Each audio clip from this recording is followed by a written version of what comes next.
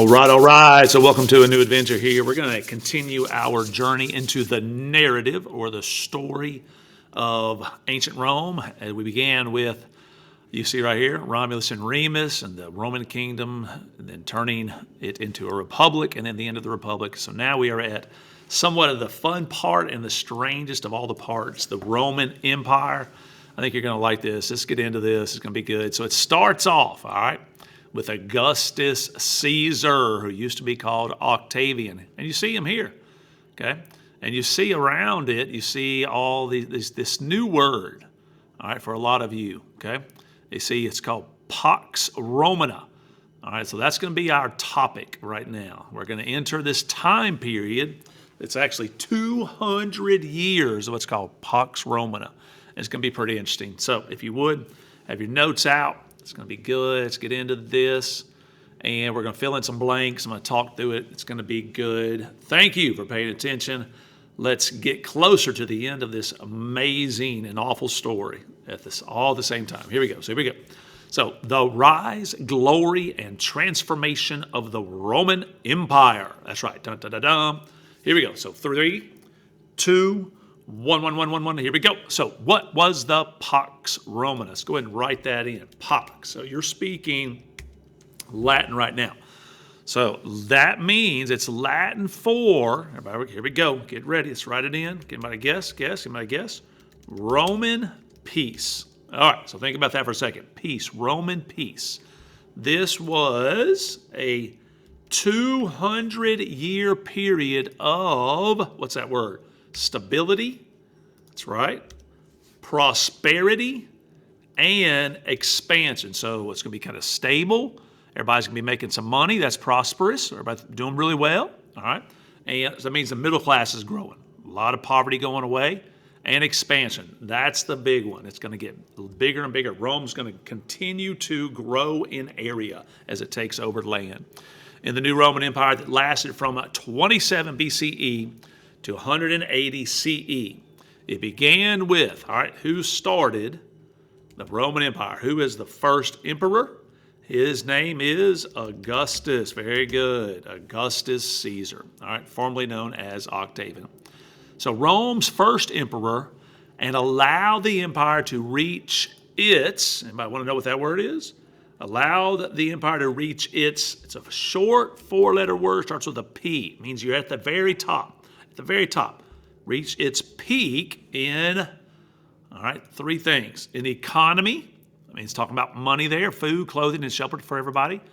Culture, talking about what actually the people did day to day, their music, their entertainment, their clothes, their religion. And the last one, infrastructure. A lot of things will be built during these 200 years that we can still go and see today in Rome or in Italy. That's right. All right, here we go. So key features of the Pax Romana. All right. So you have first, the empire says it's going to grow. What's the E word for the empire growing? There you go. Expansion. That's right. Empire expansion. Rome controlled territory from its northern port is Britain all the way to its eastern part in the Middle East, covering, all right, how many continents will it actually end up being on? So we know it's on Europe, parts of Asia, parts of Africa. So 3 different continents. All right, that's the first thing you want to think about when it comes to a key feature of the Pax Romana. Second thing, this is what makes Rome what it is at all points in Rome's history. It's strong, there you go, military. It's military strength. The legion secured borders, crushed rebellions, and ensured, what's that word? What do they make sure it happens? There's going to be, this sounds weird because they had some war constantly. War is not going to totally go away. It'll be on the borders, though. It's not going to really be inside of the country or the empire itself. It's going to be on the border, especially that eastern border. So the military strength is going to secure the borders. All right, next thing. Infrastructure. We might go here. What do y'all think may go here? It's a 4-letter word for the building. It's just going to be a whole bunch of buildings going on. So there's going to be an infrastructure, B-O-O-M, a boom, an infrastructure boom Engineers built, check it out, roads. We've talked about that already. Aqueducts. This is actually bringing water into the city from far, far away. And just the development of big cities. All right, so engineers built roads, aqueducts, and cities that connected Rome's vast lands. Next thing that'll go on during the Roman Empire is economic growth. That means a lot of people are going to have food, clothing, and shelter here. So trade thrived, bringing in stuff from the east, spices. And what do you think right here? Is that milk? I think it's milk. Nope. Silk and jewels from Asia. All right, check this out. What's coming in from, what else is going to come in here? You might know what it is. You're going to have glass. Yeah, that's a big, big thing to have. All right. How about this? You remember this? You remember that? That's a P word, papyrus from Egypt. So that's basically paper. All right. And then grain from Africa. That's also Egypt. All right. A lot of grain from Egypt. All right. We also will have cultural advancements. Check this out. This was the age of great literature. A lot of writing will happen. Philosophy. People begin to talk about what is the right way to live, what's the best way to do things, and architecture. All right. Although Rome still fought wars on its borders, there were, check it out, no major, this is going away. No civil wars during this time. Everything you saw during the Republic that caused it to end is going to start going away, okay? During these 200 years. Not all the Roman Empire. All right, so the Pax Romana set the foundation for Rome's greatness. But even the golden ages must come to y'all know it, an end. That's right. Okay, so that's 200 years happened. Let's go ahead and get into this next big topic. It's going to be fun here. So we're going to have, all right, during these 200 years, we have what we call the good emperors. So who were the good emperors and why? Yes, let's do this. So during the Pax Romana, Rome was ruled by some of its, what do y'all think right here? We're talking about good emperors. What do y'all think? What do y'all think? The best. That's right. Easy word. The best emperors. So there's going to be, all right, so a number of them. Watch this. I'm going to guess. Is it one emperor, 2, 3, 4? All right, it's going to be 5 good emperors between these dates here. All right, let's go. All right, they brought stability and strength to the empire. First, there was Nerva, okay? And he stabilized Rome after the assassination of another emperor called Emperor Domitian, okay? Then you have another one. His name is Trajan. He expanded Rome to he'll develop a lot of land, its largest size. This guy is going to be famous forever. Hadrian, all right? Strengthened the borders and built Hadrian's Wall. That's right. And there's going to be a wall in England or in Britain still there today. You can go and visit in the northern border, northern border of Rome. They didn't want to go any further than that. Okay, then you have Antonius Pius. All right, there's the dates for him. He maintained peace and fairness in the empire. And then the last one, the one I wanted to get to the most, probably the most famous of all the good emperors, is Marcus Aurelius. Now, he's very famous for a lot of things that he did actually, but probably what made him the most famous was the movie Gladiator. He is the main character at the beginning of the movie The Gladiator, if you ever go watch that. You'll see him die in a strange and unusual way in the movie, and that's not how he died. I'll tell you later how he died. All right, here we go. So he is considered a philosopher. That means he thinks, right? And a king. So he's trying to lead, and at the same time he's thinking, what is the best way to live a life? So he's a philosopher king who spent much of his reign fighting off Germanic invaders. He actually was at the borders, participating in the fighting. These emperors kept Rome strong, but after Marcus Aurelius, the empire began to, we'll call it, what's a good word for it? To end, to fail, to decline. I'm going to write decline. I like that. The empire began to decline. Now, let's go and just spend a little more time on Marcus Aurelius. So here he is. Who is this guy? And how do we know so much about him? So he wrote he had a diary. It's called Meditations. This is one of the most read books around the world. I encourage you to go find this book. I've had some students actually had it and brought it to me to go look at some of it.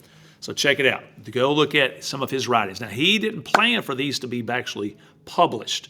So it's him writing to himself, his thoughts about things. And they're so sincere and real. Let's look at what they were just a little bit like. So, who was Marcus Aurelius in his Meditations? The philosopher emperor Marcus Aurelius.